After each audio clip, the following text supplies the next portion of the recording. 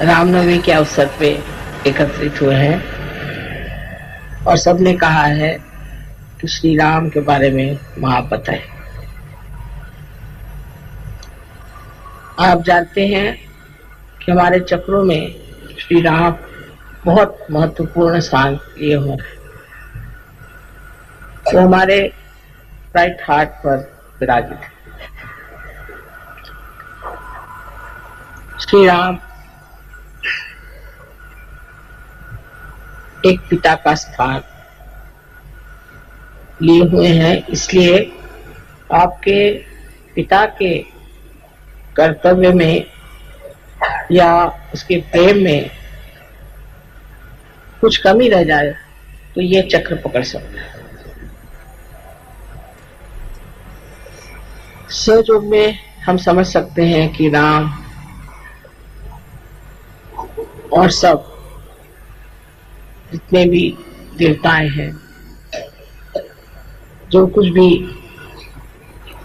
शक्ति के स्वरूप संसार में आए हैं, वो अपना अपना कार्य करने आए। उसमें श्री राम का विशेष रूप से कार्य है। जैसे कि सोक्रेटिस ने कहा हुआ है कि संसार में बेनेवोलेंट किंग आना चाहिए, उसके प्रतीक रूप श्री रामचंद्र जी इस संसार में आए। सो वो पूरी तरह से मनुष्य रूप धारण करके आए थे। वो ये भी भूल गए थे कि मैं श्री विष्णु का अवतार, भुला दिया गया। किंतु सर्व संसार के लिए वो एक पुरुषोत्तम राम थे कि बचपन का जीवन सब आप जानते हैं और उनकी सब विशेषताएं आप लोगों ने सुन रखी है। हम लोगों को सहयोग में ये समझ लेना चाहिए कि हम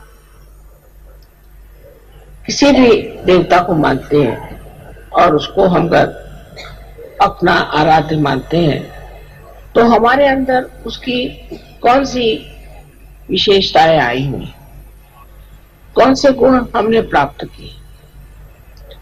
श्री रामचंद्र जी के तो अनेक गुण हैं, क्योंकि तो पुरुषोत्तम थे। उनका एक गुण था कि वो जिस राजकारण को करते थे उसमें सबसे ऊंचा उन्होंने जन का मत रखा, न कि अपनी पत्नी या अपने बच्चे इनका ख्याल किया। आजकल के हमारे घर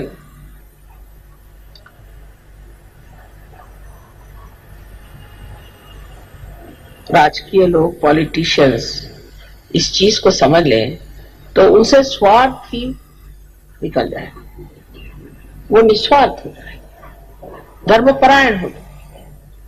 किंतु श्री राम की जो प्रतिमा है वही आज तक किसी ने भी अपनाने का प्रयत्न नहीं किया। उल्टे उनके भजन जरूर गाएंगे, उनके नाम से बहुत बड़े बड़े ऑर्गेनाइजेशन बने हैं, राम मंदिर बनाएंगे, लेकिन ये सब बना लेने से क्या श्री राम आपके अंदर प्रवेश कर सकते हैं?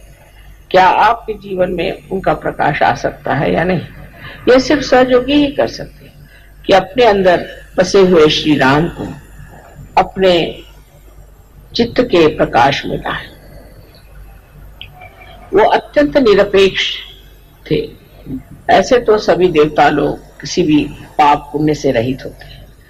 कोई सा भी पाप जिसे हम पाप कहते हैं वो अगर करें तो वो पाप नहीं होता।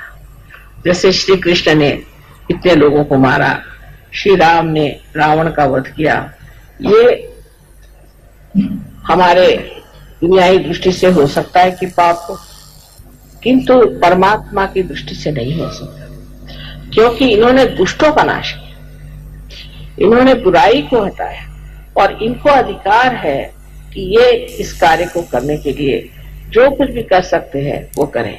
जैसे देवी ने राक्षसों को संहार किया, राक्षसों का संहार किया, तो कोई कहेगा कि देवी ने पाप किया, किंतु उनका कार्य ही ये है कि वो राक्षसों का संहार करे और जो साधु हैं उन लोगों को संभाले। श्री रामचंद्र जी के जीवन में एक अहिल्योद्धार बहुत बड़ी चीज है। उन्होंने अहिल्या का उद्धार किया क्योंकि उसके पति ने उसे शापित कर दिया था। उस जमाने में भी कोई स्त्री अगर किसी भी तरह से वाम मार्ग में चली जाती थी तो उसका पति अगर साधु हो और उसकी स्थिति अगर ऊंची हो तो उसे शापित कर देता था। किंतु अहिल्या पर झूठा ही उन्होंने आरोप लगाया था, इल्जाम लगाया था और इस तरह से उसको भी उन्होंने पत्थर बना दिया। तो श्री राम ने उस अहिल्या का भी उद्धार कर दिया। विशेषकर उनकी जो पत्नी के प्रति प्रेम की एक पत्नी व्रत के प्रति जो एक उनका व्रत था वो बहुत समझने लायक है। हालांकि वो जानते थे कि सीता जी महालक्ष्मी स्वरूपा है, वो स्वयं देवी है, किंतु मनुष्य के रूप उन्होंने अपनी पत्नी के सिवाय किसी और स्त्री की तरफ आंख उठा करके भी नहीं देखी। जब हम राम की बात करते हैं तो हमारे अंदर जो पतित्व है वो भी हमारा स्वच्छ होना चाहिए। अगर कोई स्त्री श्री राम के बारे में सोचती है तो उसको भी अपने पति के प्रति वैसी ही श्रद्धा होनी चाहिए जैसे सीता जी को अपने पति के प्रति थी, और उसी प्रकार पति को भी श्री राम जैसे एक पत्नी व्रत होना चाहिए। सहयोग में बात कठिन नहीं, स्त्री का मान रखना चाहिए, अपने पत्नी को मान से रखना चाहिए। और हालांकि रावण उनको उठा ले गए थे तो भी श्री राम ने ये कर्तव्य समझा कि सीता जी को वहां से छुड़ा कर लाए, और लोकनंदा के लिए जनमत को रखने कितना उनमें संतुलन था।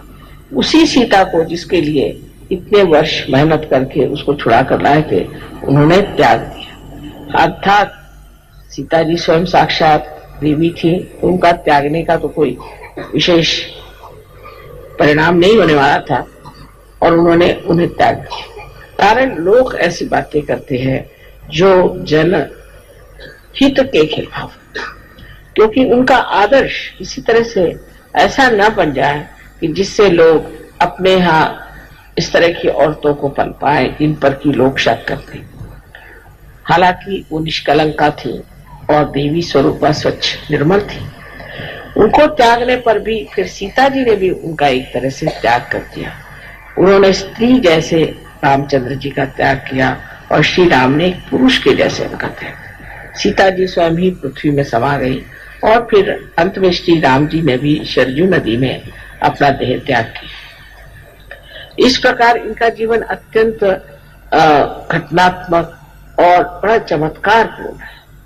सारे जीवन में देखिए तो सीता और राम का आपस का व्यवहार और उनका एक दूसरे के प्रति श्रद्धामय रहना।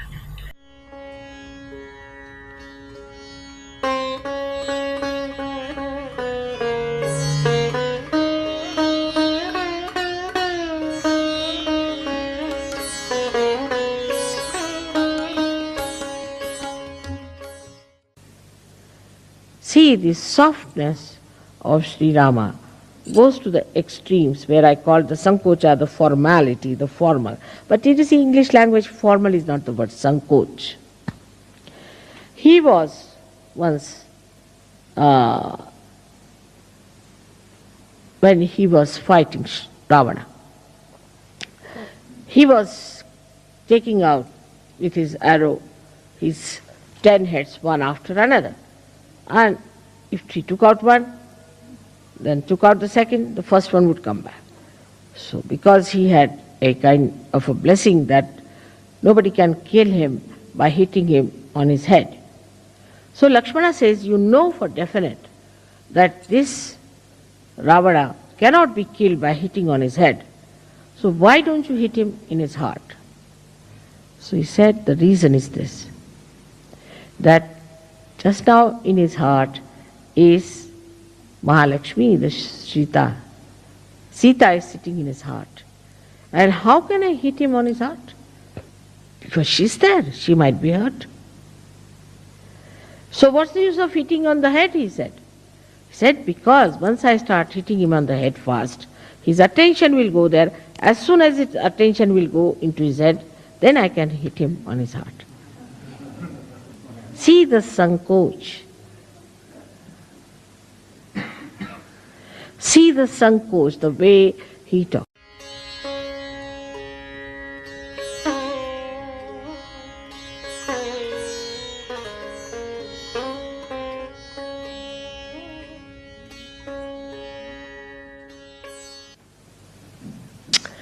The sweetness of Sri Rama, the way he used to make people feel comfortable. Like, I would say, an example of a oyster who gets a little stone into the body of the shell, takes out a kind of a shiny liquid and covers it with that shiny liquid and makes it into a pearl to be comfortable. Now, he didn't want his own comfort. Rama a little bit different, that he wanted to make everyone into a diamond or a pearl so that the other person would shine and would look nice. And that's how he felt comforted.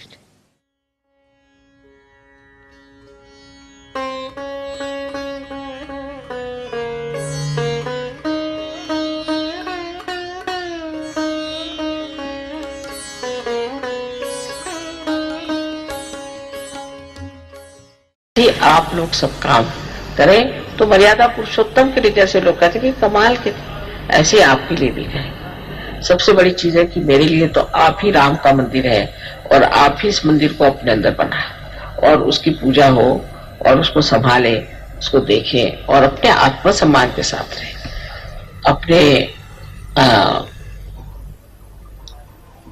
आत्म साक्षात्कार का पूरा फायदा भी उठा रहे और उसी के साथ उसकी पूरी इज्जत और उसके प्रति भक्ति होनी चाहिए कि अब हम आत्म साक्षात्कारी, हम ऐसे कैसे कर सकते, हम योगी हैं, हम नहीं कर सकते, हमसे नहीं हो सकता, ये गलत काम। और आप देखिए कि एकदम आशीर्वाद उसी के साथ आ जाए, एकदम उसी वक्त। ये तो रोकड़ा देवी नाम रखा है लोगों ने मेरा, कि वहां हमने बस तय कर लिया और फौरन उसका आ गया। इतना इसका परिणाम, इसका लाभ सबको हो रहा है। सिर्फ उस लाभ के अनुसार आप भी दुनिया को लाभ दें, जैसे कि श्री राम ने अपनी सारी शक्तियां इसमें लगा दी कि जन का हित हो, संसार में एक आदर्श पुरुष की एक मूर्ति बन जाए जिसको लोग देखें। जिस वक्त ये हमारे अंदर घटित हो जाएगा, आपको आश्चर्य होगा कि आप सब के सब कहां से कहां पहुंच जाएंगे। आपके अंदर कोई बीमारियां नहीं रहनी चाहिए, सब बीमारियां चली जानी चाहिए। उसको साफ कर दीजिए, जो आपकी आदतें हैं उसको आप बदल दीजिए, जो जरूरत है वो खाइए, जो जरूरत है उतना बोलिए, सबको आप देखते रहें और इसके लिए अपने अंदर आप मनस, जिसको कहते हैं कि इंट्रोस्पेक्शन, अपने और देखना, अपने और देखना, अंतर निरीक्षण, जिसको कि देखते रहना, क्या करा मैं, कि ये क्यों करा, मैं वो क्यों करा, मुझे क्या करने की जरूरत है, इसकी कोई जरूरत नहीं, मैं सच हूं, मैं ऐसा क्यों करा, मेरा ये कहां जा रहा दिमाग, रुक जाओ। पूरी समय इस तरह करने से ही आप ध्यान में हो जाए और स्वयं आपकी कुंडलिनी इससे बहुत संतुष्ट होकर और आपको ऐसा आनंद प्रदान करे कि आप कहेंगे माँ ये क्या मिल गया हमको। लेकिन जब आप इसमें फिसल पड़िएगा, फिर आप जानिएगा ये चीज क्या है। बस इसमें फिसल पड़ना है, तभी तक की थोड़ी बहुत मेहनत है। आज मैंने कहा था कि रामचंद्र जी का तो 12 बजे जन्म हुआ था, तो आराम से ही पूजा होने दो और ठीक हो रहा है। तो इसमें रामचंद्र जी की पूजा में तो कोई खास काम नहीं है और मतलब बिचौड़ी पूजा भी नहीं है, लेकिन इसमें समझने की जरूर बात है, क्योंकि वो मनुष्य स्वरूप थे और मनुष्य स्वरूप जो है वो अपने अंदर जो मनुष्यता है, जिससे हम चीज को समझते हैं, इससे हमारे बुद्धि में, हमारे जिज्ञासा में और हमारे विचारों में परिवर्तन आ जाए, वो चीज श्री राम है। उन्हीं के माध्यम से हमारे विचार बदल सकते हैं, उन्हीं के माध्यम से हमारा स्वभाव बदल सकता है, क्योंकि हमारे लिए एक वो आदर्श है। उनके आदर्श तक पहुंचने के बाद ही दूसरे आप आदर्श तक पहुंच सकते हैं, क्योंकि वो मनुष्य का आदर्श है। कितनी बड़ी चीज है कि परमात्मा मनुष्य बनकर इस संसार में आए कि इनके लिए हम आदर्श बन जाए, और सब विपत्तियां उठाई, सब आफतें उठाई, दिखाने के लिए कि कोई सी भी विपत्ति और आफत आती है, मनुष्य को अपना धर्म नहीं छोड़ना चाहिए, विश्व धर्म नहीं छोड़ना चाहिए, और अपना योग है उसमें बने रहना चाहिए। आप सबको हमारा अनंत आशीर्वाद।